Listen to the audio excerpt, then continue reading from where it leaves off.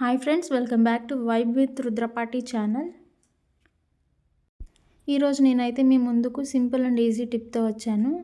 అదేంటంటే మనకి rose flower trees ఉంటాయి కదా, సో వాటికి ఎక్కువ ఫ్లవర్స్ అనేవి రావు. ఎక్కువ ఫ్లవర్స్ రావాలి అంటే ఇలా మనం ఎండిపోయిన ఫ్లవర్స్ని హార్వెస్ట్ చేసుకోవాలి డైలీ.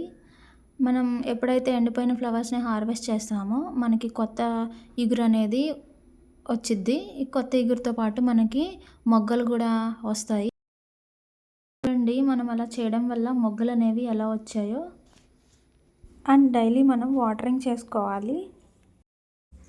ఇంత చిన్న చెట్టుకు 25 to 30 ఫ్లవర్స్ అనేవి వచ్చాయి.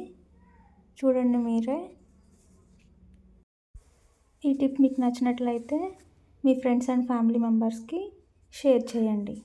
మరెన్నో ఇంట్రెస్టింగ్ వీడియోస్ కోసం నా ఛానల్ని సబ్స్క్రైబ్ చేసుకోండి.